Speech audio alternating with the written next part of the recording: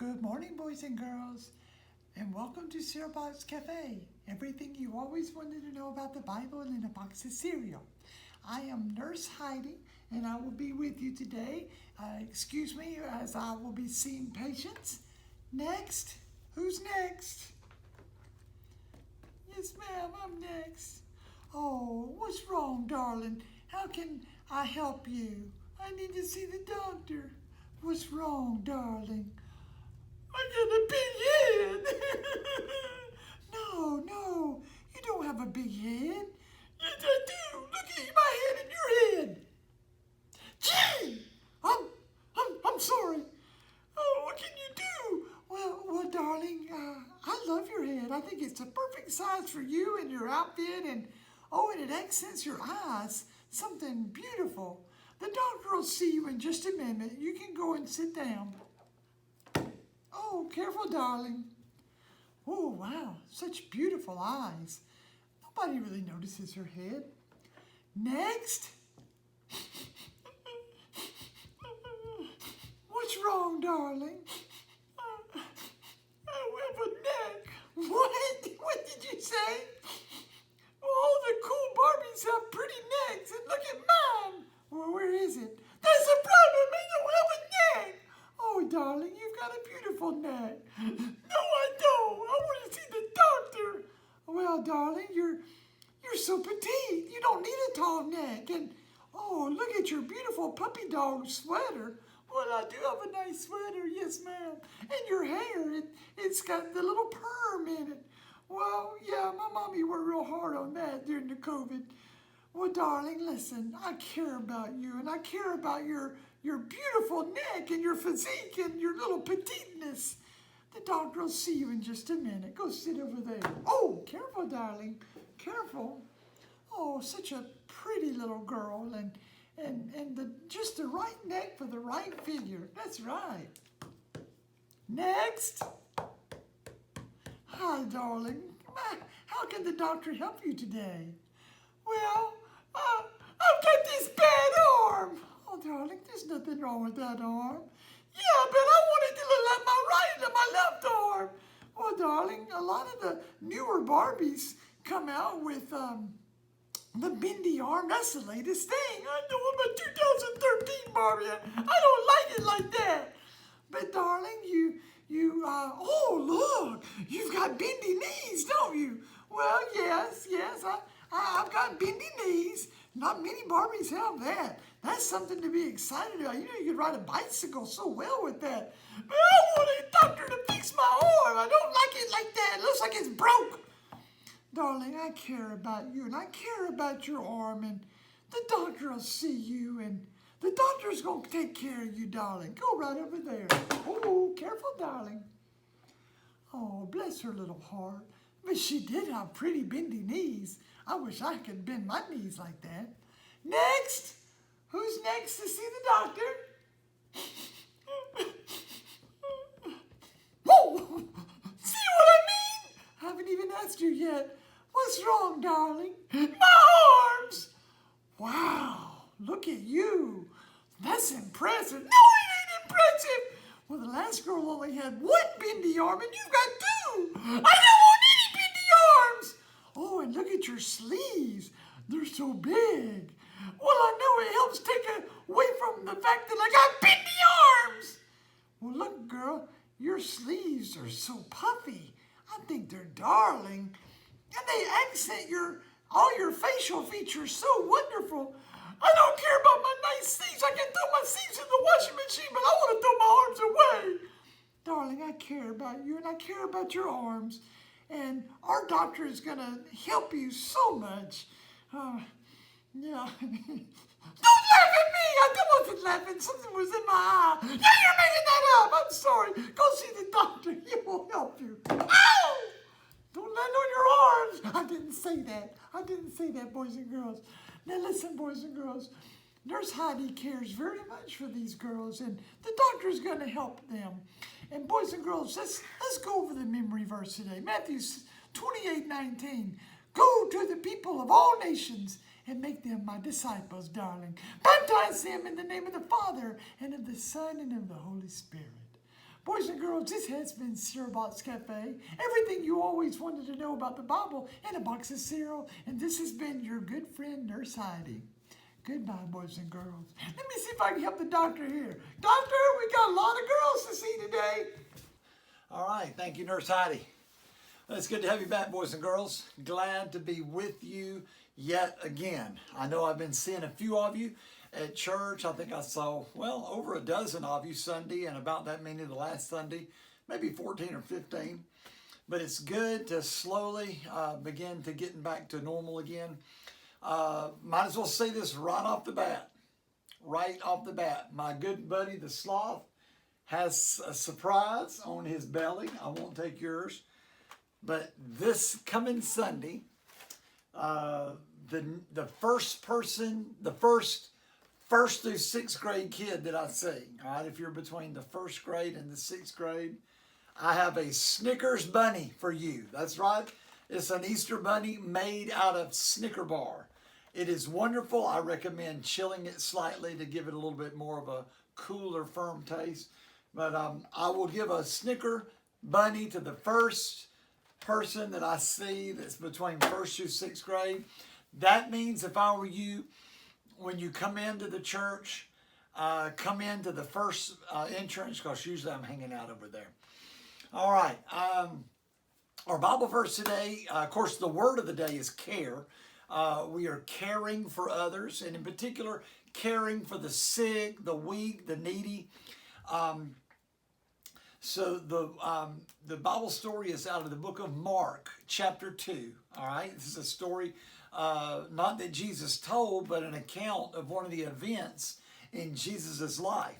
Jesus had gone back to Capernaum, where he had done a lot of ministry, and he was in a house speaking, probably doing Bible study or something, or maybe not the Bible study. They were kind of writing the Bible every time he said a word, it seems like. But Jesus was teaching in a house in Capernaum, and there was a sick man that couldn't walk, and he stayed in his bed most of the time, and his friends wanted to get him some help. They had heard about Jesus. So he had 4 friends to carry him on his bed, and they carried him to see Jesus. When they got there, they couldn't get in the door because the room was full of people. The building was full of people seeing Jesus.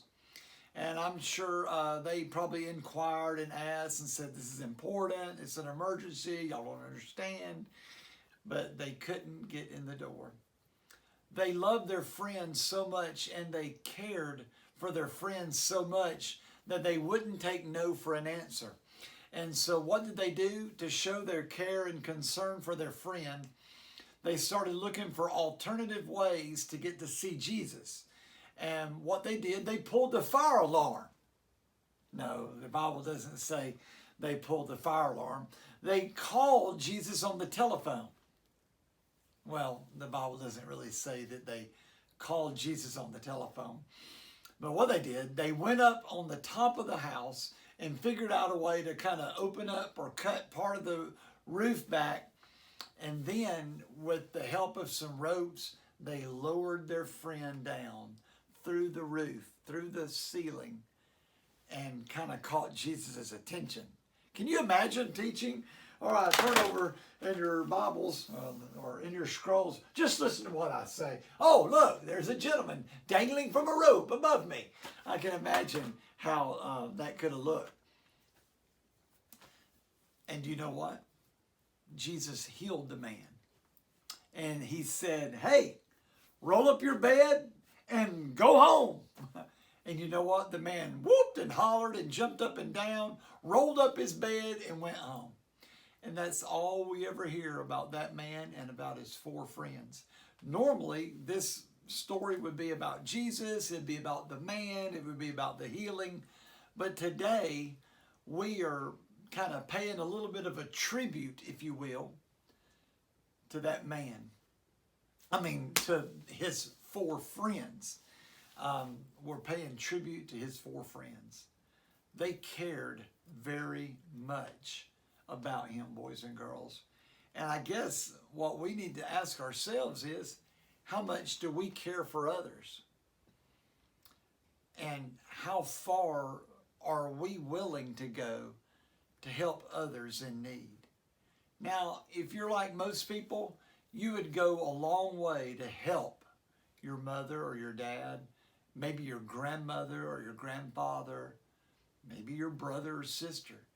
You might even go, and I hate to say this, some people might go farther to help a puppy dog or a kitten sometimes than they would to help a stranger. But we need to be willing to go the extra mile for those that need help and to show our care, our love and concern for them. One way we can do that is we can make a meal for someone, or we can help make a meal, or we can take a meal to someone. A lot of times at church, when someone has had surgery or they've been in the hospital, especially if it's like the mom, the ladies at church will make meals for that family because they know some of those men aren't very good cooks and are handy in the kitchen, although they probably are more than they let on. But a lot of times I've known ladies at our church that have had pretty serious surgeries, or maybe they've had a baby, and people have taken meals by there. I know we have had meals before. I remember when Melody had babies, people brought meals. I'll never forget the lady that brought us the chicken pot pie. It was such a big hit that Melody got the recipe, and we take chicken pot pie to other ladies when they're getting over sickness or surgery. But we've had them come to our home, and we've gone to other people's home, and to show that we care and that we want to help them. How about a card, a get well card? How many of you remember being in either children's church or on Wednesday night, and I have a bunch of cards, and maybe we color cards for the sick, or maybe we write notes to the sick, all right? And sometimes we've wrote notes to other people besides being sick. Seems like maybe when we've had somebody go to the army or the service, we might have wrote them letters like in basic training or something. It's been a while, but I think we've done that. But when you color a get well card, or you write a little note in a get well card, it goes a long way. I've been to hospitals where we've taken those, and I've seen them all up on the wall where the people in the hospital put these pictures that we colored, and it warms their heart. Another thing we can do to show our care is that we can actually visit. We can go and visit the sick. Now, right now, with the COVID-19 situation that our country is in, we can't really go to the hospital.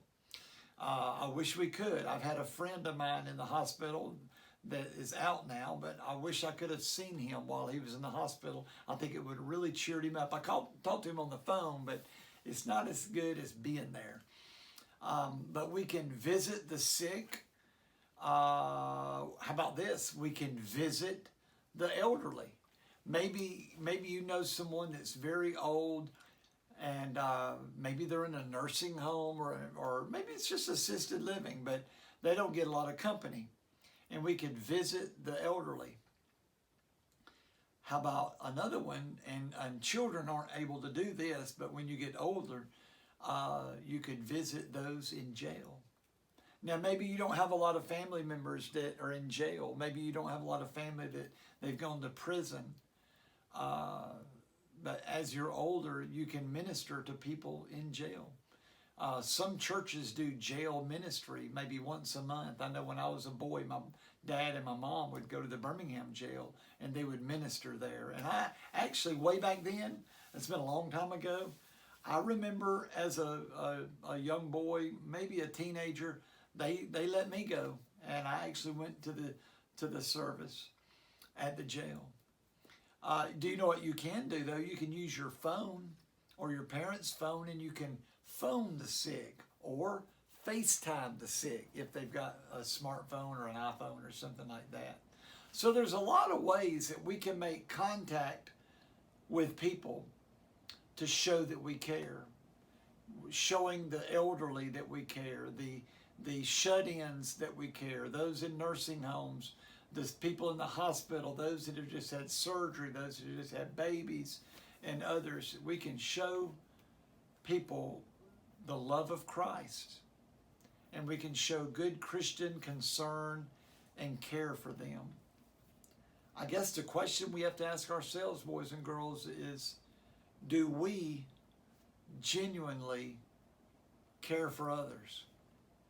We need to put our own needs aside and look out for the needs of others. So that's our challenge this week, is to reach out to someone and show that you care. And it may be a way that you can make a visit. It may be a phone call. It may be a card or a letter. You might make them some cookies. Mr. Marty loves cookies. So there's a lot of ways that you can show you care. Now, let's go over the memory verse. Matthew, 28:19. Go to the people of all the nations and make them my disciples. Baptize them in the name of the Father and of the Son and of the Holy Spirit. All right, can y'all do that? Matthew 28:19.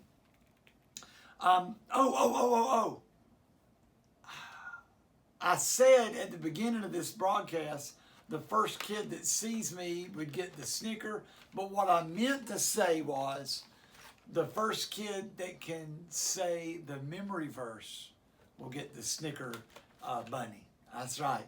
You just don't come up to me and say, "Hey, Mr. Marty, where's the loot?" and hold out your hand. No.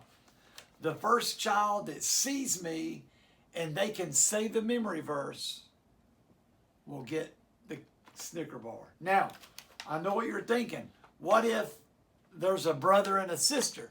What if there's two sisters? What if there are two brothers? I saw two sets of brothers this week at church. I saw the Dark brothers. I saw the Cook brothers.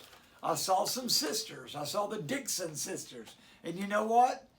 Any of those kids probably know the memory verse. So here's what I'm going to do. And I can't do it all week. Give me this, please. Thank you. I happen to have two of these. So if you're a brother or a sister or a brother sister, y'all can both come to me at the same time.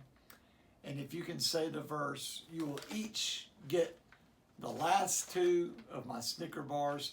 Compliments of Curran Pharmacy. That's right. Have all your prescription needs filled at good old Curran Pharmacy. They didn't ask me to say that, but they always share the wealth, and I'm always glad to get it. Speaking of sharing the wealth, I brought something on a silver platter. Come to Papa. Boys and girls, can you get a load of what I got in my hand? I just want to say, I miss seeing you. And I miss the days, you know what this needs? I was a little sparing with that, and I don't think I need to be that sparing. What that needs is a little bit more. Oh, man. That's how you eat a Rice Krispie treat. And then you fill in all the little cracks to make sure you get it all right. I care for you, boys and girls. Wish I could share one of these with you. I hope to see you in person Sunday. And the first kid that tells me the memory verse and says the whole thing gets the Snicker bunny. Oh, yes.